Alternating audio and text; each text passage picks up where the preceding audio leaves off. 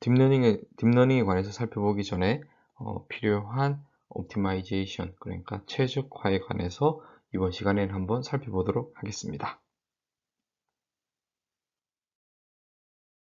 그러면 이번 슬라이드에서는 전 슬라이드에서 나준 그 수영 라이프가드의 예를 가지고 여러분들이 옵티마이제이션 하는 것을 좀 더 구체적으로 한번 살펴보겠습니다. 기본적으로 여러분들은 항상 옵티마이제이션 문제는 세 가지의 키 컴포넌트가 있다고 보시면 될 것 같고, 첫 번째가 목적 함수 또는 objective function입니다. 그전 예제에서는 시간이죠. 시간을 최소화하는 것. 그리고 x라는 것이 unknown일 수 있지만 여기서는 decision variable이라는 표현을 씁니다. 그리고 그 decision variable에 대한 어떤 제약 조건, constraint이 있을 수가 있는 거죠. 그래서 죄송합니다. objective function과 decision variable constraint이 optimization 문제를 구성하는 세 가지 기본 요소다라는 것을 아시면 될 것 같고, 최적화의 문제를 풀면 있어서 그 절차가 있는데, 첫 번째를 보시면 주어진 문제에 objective function과 variable가 constraint이 뭔지를 identify 하는 과정이 첫 번째입니다. 그러겠죠? 이것을 우리는 모델링 한다고 이야기를 합니다.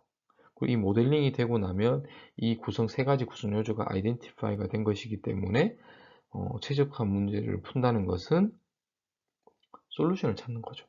자, 그래서 첫 번째 스텝 모델링을 하는 것이고, 그 모델링은 세 가지 키 컴포넌트가 무엇인지를 아이덴티파이 하는 것과 같고, 두 번째 과정은 그렇게 포뮬레이션 된 옵티마이제이션 문제에 대한 옵티멀한 해를 찾는 과정이라고 보시면 될 것 같습니다. 이번 슬라이드에서는 좀 더 이제 수학적인로 표현을 해보겠습니다. 그래서 mathematical한 expression은 이렇게. 그래서 뭐 보시면 아시겠지만 x라는 것이 unknown 또는 decision variable이라는 표현을 썼죠. 그 x의 함수로 f of x. 그래서 이것은 뭐 다양한 경우가 있겠지만 closed form으로 표현되었다고 가정을 하죠. 표현될 수 없는 경우도 많이 있겠지만 표현이 되었을 때 그것을 최소로 하는 x를 찾는 문제로 표현을 했습니다. 그리고 x라는 것이 constraint이 있을 수 있기 때문에 그것을 subject to라는 그래서 보통 s.t로 표현을 쓰고 있습니다. 그래서 그 x라는 것이 g of i로 제약 조건에 있을 텐데, 특이한 점은 이런 형태의 부등호라는 거, 그리고 뭐 이건 하나가 아니라 여러 개가 있을 수 있겠죠. 그래서 부등호의 형태로 이것을 우리는 우리로 하면 표준화된 꼴이라고 표현을 하겠습니다. 어떤 모양인 프레임인 거죠. 그래서 우리 지금 스탠다드한 그 형태가 될 텐데, 이것을 일반적으로 우리가 수학적인 표현이라고 합니다. 그래서 보시면 x라는 것이 뭐 하나일 수도 있지만 여러 개의 디시전 베리어블을 고려해야 될 경우도 있겠죠.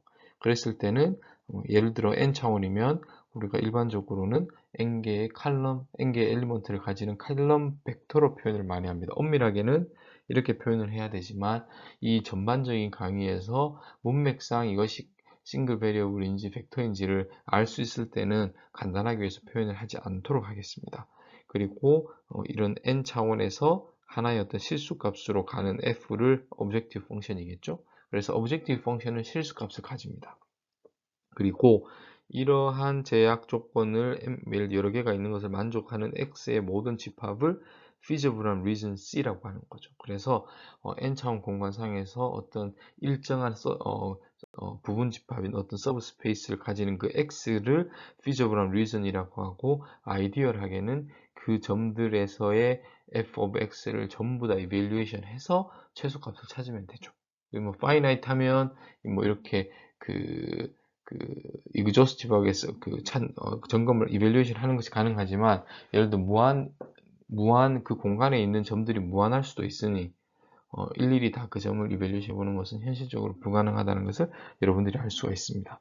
그리고 optimal하다는 것은 이러한 feasible한 reason 중에서 가장 최소로 하는, 예를 들어 미니마이제이션 문제이면 이 되겠습니다. 그러면 여기까지 해서 수학적인 표현을 제가 살펴봤고, 여러분들이 의문을 가지셔야 되는 것이 있는데, 왜 얘는 이렇게 부등호를 한 방향으로만 있고 우리가 생각하는 최대로 해라, 최소로 해라 할 수 있는데 왜 최소만 있는지, 거기에 대해서 다음 슬라이드에서 살펴보도록 하겠습니다.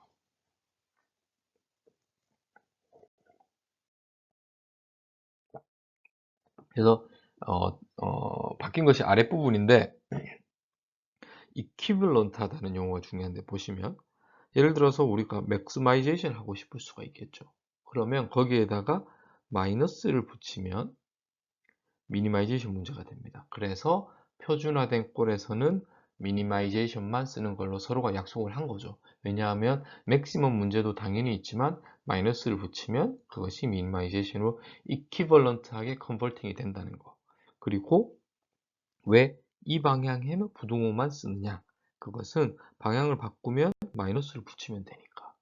아시겠죠? 그래서 뭐 이거는 뭐 그렇게, 그리고 부등호만 있느냐? 등호인 제약 조건이 있을 수도 있죠. 그것은 여기서 보듯이 이렇게 두 개를 표현하고, 아니면 얘는 우리가 약속을 했으니까 이렇게 해서 1번, 2번으로 제약 조건을 늘림으로써 등호도 저희가 커버를 할 수 있기 때문에 미니멀한 폼은 여전히 이거라고 저희가 약속을 하게 되는 것입니다. 아시겠죠? 자, 그러면 이제 주어진 문제를 키 컴포넌트가 무엇인지 알고 그것을 수학적으로 표준화된 꼴로 정리하는 것까지 했고, 그럼 그 다음 스텝은 이것을 풀어야겠죠. 그래서 어떻게 그 문제를 푸는지를 살펴보도록 하겠습니다. 음, 보통 문제를 풀 때 저희가 이제 고려를 해볼 때 복잡한 것을 시작하는 것이 아니라 간단한 것부터, 그럼 간단하면 당연히 x가 하나, 그리고 컨스트레인이 없다고 가정을 하겠습니다. 그러면 뭐 이런 f of x가 이러한 형태를 띄었을 때 그냥 뭐 이러면 당연히 우리 이렇게 보면 여기가 옵티멀한 것들을 알 수 있겠죠.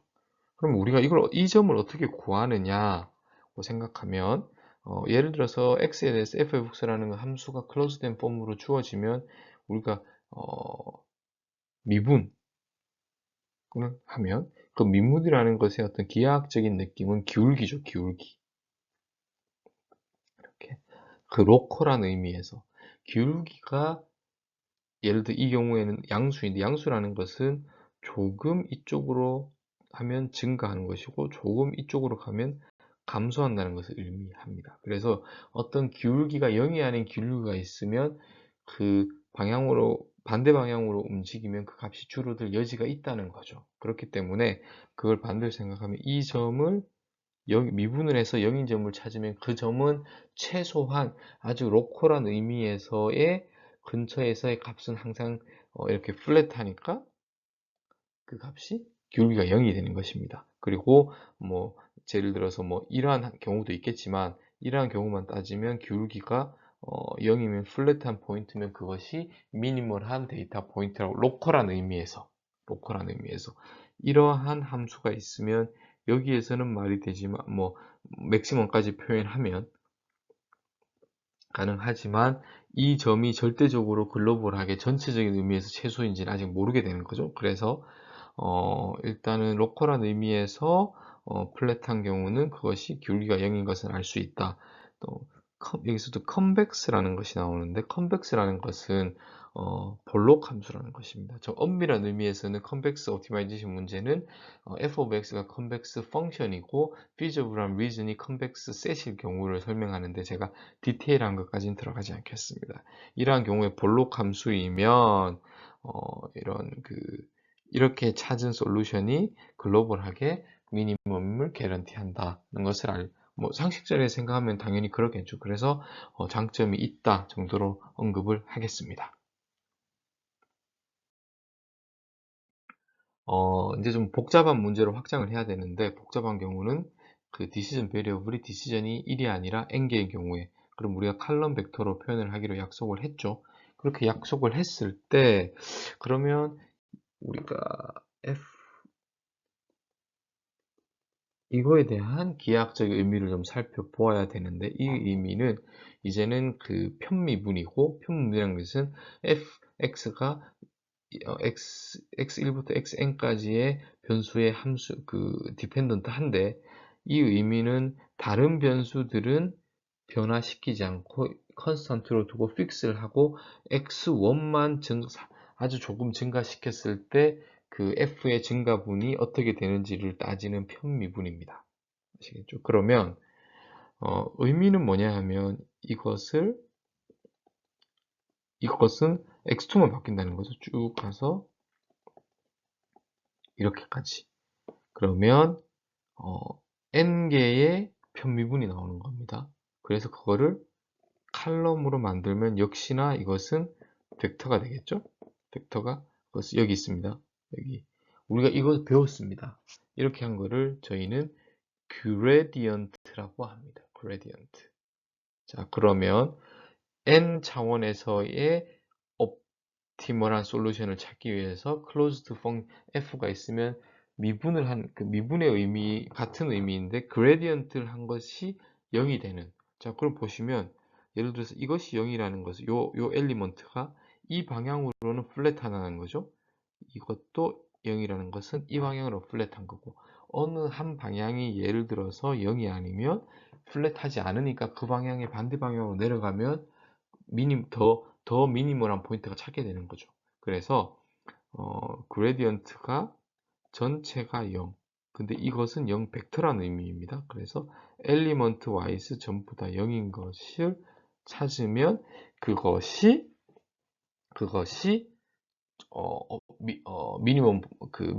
미니멈한 문제에서는 그 솔루션이 되는 거죠. 자, 그래서 이 경우이다.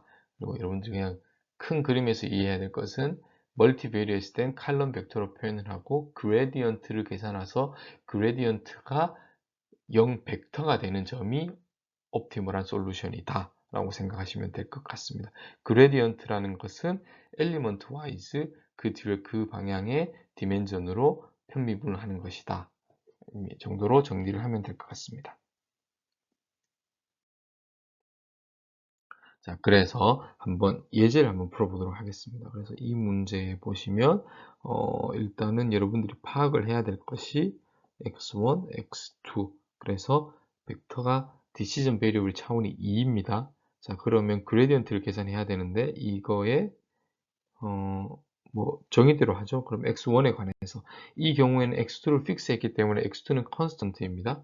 그래서 4x1 그 다음 컨스턴트이고 x2 마이너스 6이 될 거고 그레디언트 f 그레디언트 x2는 2x2 플러스 x1 마이너스 5 이것이 이렇게 벡터적으로 표현이 된 거고 이것이 0, 0이 되어야 하니 그러면 이걸 저희가 쉽게 풀면 4, 1, 1, 2 여기가 바뀌었습니다. 순서가. 그리고 저쪽으로 넘기면 6, 5 이것을 인버스 취하면 솔루션이 나오는 것을 알 수 있고 그것이 옵티멀한 솔루션입니다. 아시겠죠? 그래서 이제 죄송합니다. 그레디언트를 활용을 했습니다.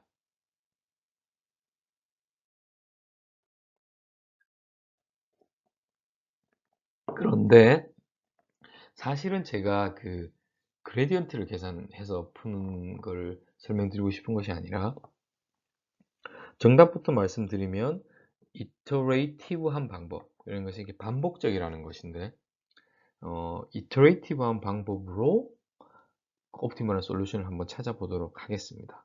그래서 이러한 경우는 당연히 있겠지만 함수가 워낙 복잡해서 아니면 클로즈된 폼의 함수가 존재하지 않는다든지 어떤 해석적인 방법으로 풀 수 없을 때 컴퓨터를 이용해서 컴퓨터는 이터레이티브한 것은 쉽게 할 수 있습니다. 반복적인 것이기 때문에. 그래서 이제 앞으로는 옵티마이제이션 문제가 나왔을 때 이터레이티브한 방법으로 그 솔루션을 찾는 것을 더 중심으로 제가 설명을 드리도록 하겠습니다. 그러면 아이디어는 뭐냐?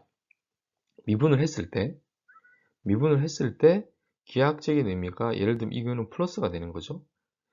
플러스가 그래서 그레디언트라는 것은 그 f가 가장 증가하는 방향의 디렉션을 나타내게 됩니다. 그러면 우리는 미니마이제이션 문제이기 때문에 그레디언트한 그 반대 방향으로 업데이트를 해야겠죠. 이렇게 반대 방향으로 가야 된다는 것에 대한 그 힌트는 주어지게 되는 방향성을 저희가 알게 되는 것입니다. 그래서 반대 방향으로 가야 되니까 디센트한 거죠. 줄어드는 방향으로. 그렇기 때문에 그레디언트 디센트라는 알고리즘이 나오게 되는데 그것의 방법은 처음에 x가 있었습니다. 여기서 거기에다가 이것은 뭐 지금은 뭐 그냥 그 기울기니까 그냥 여기를 여러분들이 그 1차원으로 생각해도 좋고 고차원으로 생각해도 좋습니다. 그럼 이것은 그 값이 커지는 방향이니까 반대 방향으로 가야 돼서 마이너스 반대 방향이니까 그러면 그것을 업데이트 했다는 겁니다. 그런데 그 스텝 사이즈를 저희가 알파라는 것을 써서 스텝 사이즈를 define 하도록 하겠습니다. 그래서 많이 갈 것인지 적게 갈 것인지에 대한 어떤 그 곱셈을 하는 걸로 여러분들이 보시면 될 것 같고 그래서 여기서 시작을 해서 기울기가 양수니까 음수 방향으로 가는 것 여기서 시작을 하면 기울기가 마이너스니까 앞에 여기에 이 식에 마이너스가 있으니까 플러스라서 증가해서 저희가 그 원하는 방향으로 찾아가는 것을 생각하시면 될 것 같습니다. 그래서 이것을 그레디언트 디센트 방법이라고 이야기합니다. 자, 그러면 그레디언트 디센트에 대해서 이 슬라이드에서 여러분들이 주목하셔야 될 것은 요 repeat 반복입니다. 반복. 이거를 한 번 하는 것이 아니라 이 프로세스를 반복한다는 것인데 무슨 말이냐면 처음 그냥 랜덤하게 어느 포지션에서 시작을 합니다. 여기서 예를 들면 이 경우에는 여기였다고 하면 여기서 기울기를 계산하면 플러스니까 마이너스가 있죠. 그래서 반대 방향으로 조금 움직였을 겁니다. 얼마만큼 움직이는지는 그레디언트와 알파까지 동시에 고려돼서 얼마나 움직이겠죠. 그럼 지금 보시면 이쪽으로 움직였으니까 이 경우에는 최소한 우리가 원하는 솔루션 근처로 간다는 것은 방향성은 맞습니다. 그래서 여기에서 다시 반복이니까 또 이밸류에이션하고 여전히 플러스니 또 이 방향으로 이동을 하고 계속 반복을 하다 보면 결국 우리가 원하는 솔루션에 가까워진다 또는 수렴한다라고 이야기할 수 있을 것 같습니다. 또 어떤 경우에는 우연히 저희가 여기로 갔다고 치면 점핑을 하면 다시 여기서 기울기를 하면 마이너스이기 때문에 마이너스에 마이너스가 있기 때문에 플러스가 돼서 다시 증가하는 방향으로 결국 이렇게 찾아가서 여기로 우리가 원하는 해로 가는데 키워드는 반복이다. 이러한 알고리즘을 그레디언트 디센트라고 한다로 여러분들이 이해하시면 될 것 같습니다.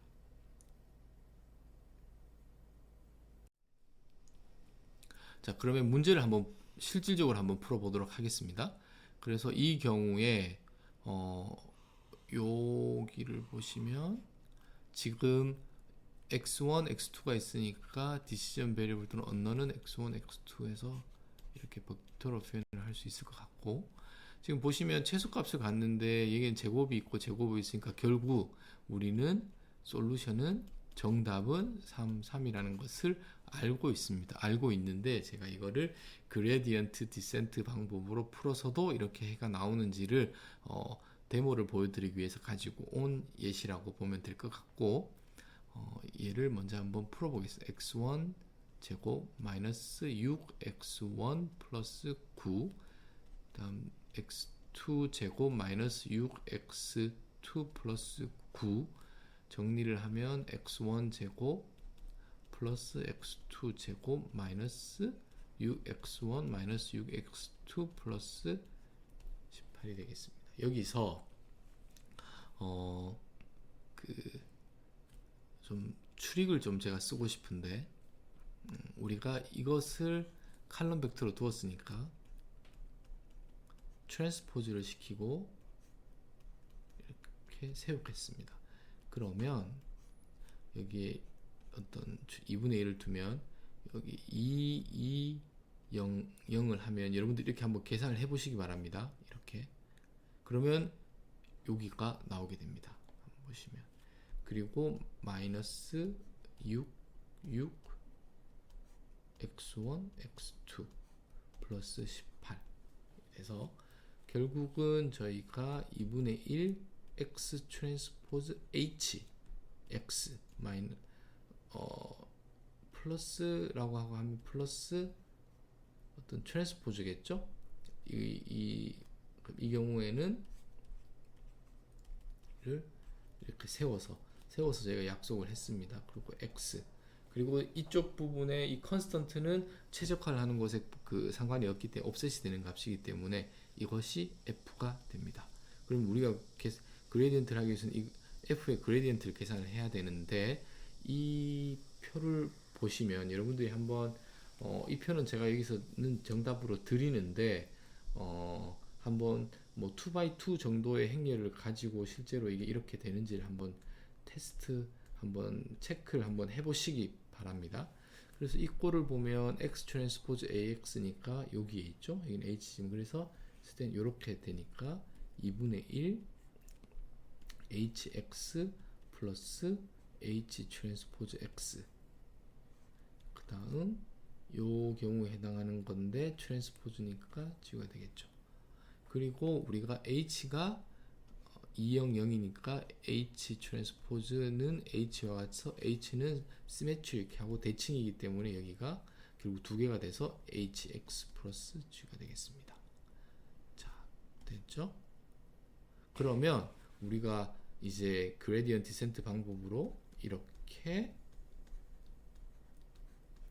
하면 이터레이션을 리핏하면 X가 X 저희가 원하는 옵티멀로 수렴을 할 거라는 것을 예상할 수 있고 그래서 업데이트 룰이고 이것을 실제로 그 파이썬 환경 내에서 구현을 하게 되면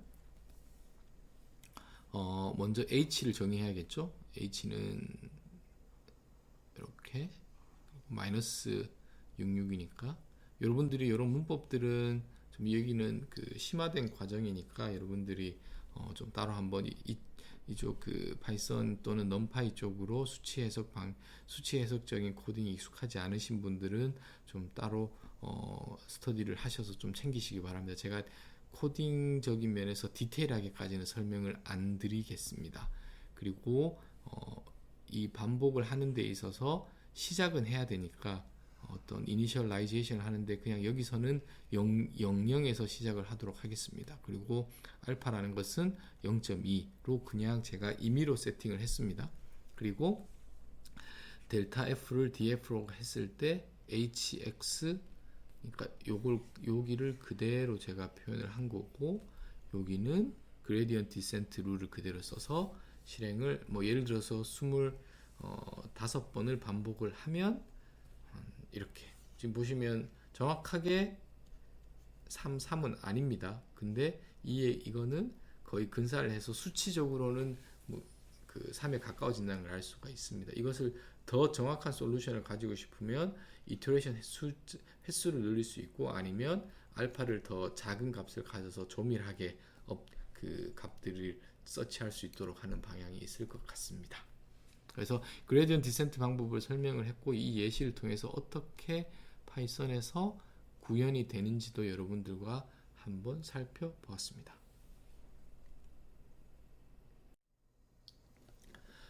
자, 그래서 여기 이제 옵티마이제이션 문제를 푸는데 practical이라는 단어가 있습니다. practical하게 어떻게 풀 것이냐 라는 것에 대해서 일단 옵티마이제이션 문제를 푸는 것은 쉬운 게 아닙니다. 근데 굿 뉴스는 많은 경우에 여러 연구자들이 어려운 그 뉴메리컬하게 수치적으로 푸는 것들을 많이 연구를 해두었습니다. 그래서 툴들이 많이 있습니다.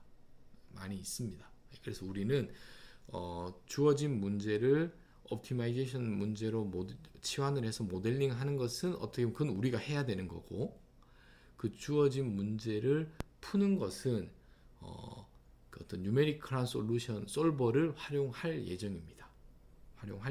그래서 옵티마이제이션 문제를 어떻게 푸는지에 대해서는 여기는 지금 딥러닝, 그러니까 인공지능 딥러닝 강좌이기 때문에 너무 고민을 안 하셔도 될 것 같고 대부분은 그레디언트 디센트, 이것은 임플리멘테이션 하기 쉽고 제너럴하고 제네릭합니다. 그러겠죠? 예, 그리고 특히 이제 우리가 다루게 될 뉴럴 네츠라든지 딥러닝에서는 그레디언트 디센트 방법으로 옵티멀한 솔루션을 찾는 것이 일반적이고, 그리고 그레디언트 디센트 방법이 인베디된 딥러닝의 딥러닝의 된 솔버가 텐서플로우라고 생각하시면 될 것 같습니다. 그래서 텐서플로우를 딥러닝 또는 뉴로넷을 위한 옵티마이제이션 솔버라고 생각하시면 되고, 그 중에서도 그레디언트 디센트 방법이 차용되어, 내부적으로는 차용되어, 거기에 대한 다양한 베리에이션이 있겠지만 크게는 그레디언트 디센트 방법이 활용되는, 그리고 그것이 딥러닝에 적합하게 변형되어